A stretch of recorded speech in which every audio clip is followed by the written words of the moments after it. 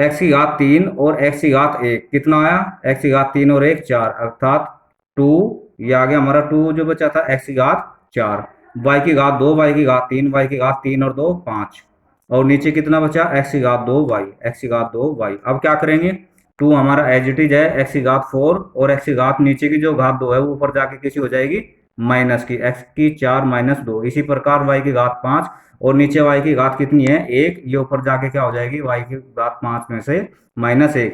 इस प्रकार हमारा क्या बचता है 2, एक्स की घात 4 में से 2 गई 2, वाई की घात 5 में से 1 गया 4, अर्थात जो आंसर आया हमारा 2 एक्स की पावर 2 वाई की पावर 4, ये हमारा सरल किया हुआ क्वेश्चन का आंसर है। इस प्रकार हम भाग दे देते हैं। एक अन्य उदाहरण के द्वारा और समझते हैं, एग्जाम्पल के द्वारा क्वेश्चन है, काफी इंटरेस्टेड क्वेश्चन है। 12 ए की 2 बी की 4 सी की 3 को भाग देनी है 2 ए बी की 2 गुणा 3 बी सी की घात 2 को। अब हम इसे एज इट इज लिख लेते हैं। अब क्या करेंगे 12 ए की 2 बी की 4 सी की 3 के बटे में लिखेंगे दूसरी संख्या 2 ए बी की 2 और 3 बी सी की घात 2 लिख लेते हैं। अब हम 2 से काटते हैं 12 को, 2 6 की 12। अब फिर 3 से काटते हैं, 3 दूनी 6। अब 2 आ जाता है, जो अंक है हमारे अंक गणितीय, इनको काटने पर क्या बचता है शेष 2। इसी प्रकार ए की 2 बी की 4 सी की 3, ए की 2 बी की 4 सी की 3। अब यहाँ देख लेते हैं हम, नीचे जो अपोन में है ए की घात 1 है, बी की घात 2 और बी की घात 1 ही है, कितनी हो गई बी की घात 2 और 1 3, सी की घात 2, ये हमारा आ जाएगा 2 एज इट इज है। अब ए की घात 2 में से एक जो नीचे ए की घात है वो माइनस हो जाएगी। इसी प्रकार बी की घात 4 में से बी की घात जो नीचे है ऊपर जाकर माइनस हो जाएगी, 4 की घात 4 माइनस 3। इसी प्रकार सी की घात 3 है, सी की घात 3 क्या हो जाएगी ऊपर जाकर नीचे की जो सी की घात 2 है ऊपर 3 में से माइनस हो गई। इस प्रकार 2 हमारा एज इट इज, 2 में से 1 गया 1, बी की घात 4 में से 3 गई 1, सी की घात 3 में से 2 गई 1, अर्थात क्या बचा हमारा 2 A B C, ये हमारा आंसर आ जाएगा। इस क्वेश्चन को हम हल कर लेंगे। इस प्रकार हम क्वेश्चनों को हल करना सीख लेते हैं, भाग की क्रिया। अब आता है हमारा कोष्टकों का वर्गीकरण। कोष्टक कौन कौन से होते हैं, कितने प्रकार के होते हैं। कोष्टक हमारे मोस्टली 3 प्रकार के होते हैं। कोष्टकों के वर्गीकरण में बड़ा कोष्टक किसे कहते हैं, इस कोष्टक को चिन्ह इसके द्वारा प्रदर्शित करते हैं। मझले कोष्टक को हम इस चिन्ह के द्वारा प्रदर्शित करते हैं। छोटा कोष्टक क्या होता है, इस कोष्टक को हम चिन्ह इसके द्वारा प्रदर्शित करते हैं। ये तीनों कोष्टक जो हमारे हैं, तीनों कोष्टकों के सिंबल हमने दिखाए। अब व्यंजकों को लिखने का नियम क्या है, जो व्यंजक हम लिखते हैं, बीजगणितीय व्यंजक जो लिखते हैं, उनका व्यंजक लिखने के क्या नियम है। व्यंजकों को हमेशा बड़े कोष्टक के अंदर लिखा जाता है। सबसे पहले हम क्या करते हैं, व्यंजक को हमेशा बड़े कोष्टक के अंदर लिखा जाता है। इसके बीच अन्य कोष्टकों को लिखा जाता है, जैसे मझला कोष्टक है, छोटा कोष्टक है। संख्याओं को कोष्टकों में रखकर घटाना, जोड़ना तथा भाग के चिन्हों के साथ लिखते जाते हैं।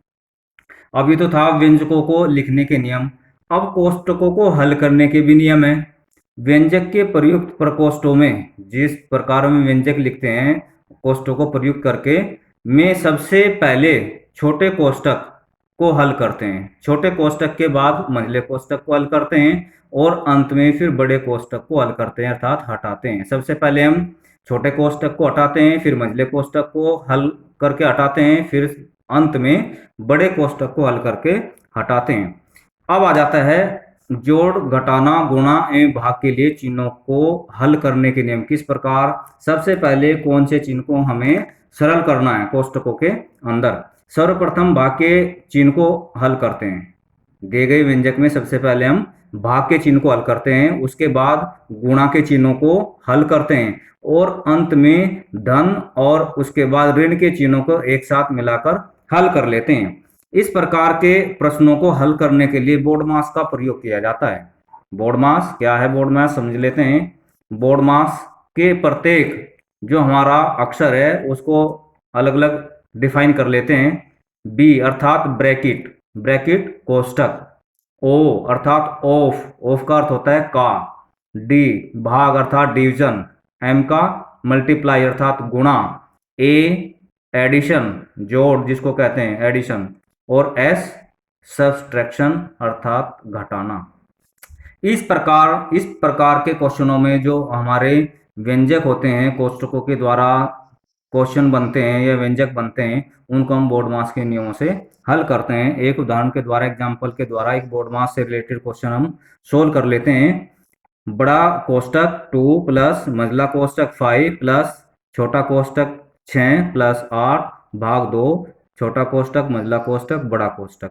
अब कोष्ठकों के नियम जो हमने बताए सबसे पहले, और कोष्ठकों के नियम में सबसे पहले हमने बताया छोटे कोष्ठक के अंदर को हल करना है, छोटे कोष्ठक को हटाना है, और जोड़ने घटाने की गुणा भाग की प्रक्रिया में सबसे पहले में भाग की क्रिया को हटाना है, भाग हल करनी है। इस प्रकार 2 प्लस मझला कोष्ठक 5 प्लस 6 प्लस ये 8 को हम भाग दे देंगे 2 से। 2 को 2 से भाग देने पर 8 को क्या आएगा, 2 चौक 8। पूरी प्रक्रिया जीटीज रहेगी। अब 6 और 4 कितने हो गए हमारे, 10। अब क्या करेंगे, हमारा छोटा कोष्ठक हट जाता है जब 10 आ जाता है। अब हम करते हैं बड़ा कोष्ठक 2 प्लस मझला कोष्ठक 5 प्लस 10। अब 5 प्लस 10 कितना आ जाएगा हमारा, 15। इस प्रकार हमारा मझला कोष्ठक भी हट जाएगा। और फिर कितना आ गया, मझला कोष्ठक जब हटा 15 और 2 प्लस 15 बराबर कितना आ जाता है, 17। ये आंसर आ जाता है। ये बोर्डमास के नियम के द्वारा हमने क्वेश्चन हल करने सीखे। अब कुछ गृह कार्य की पिक हम अलग से भेजेंगे।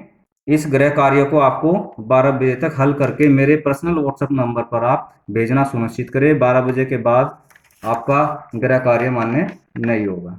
धन्यवाद।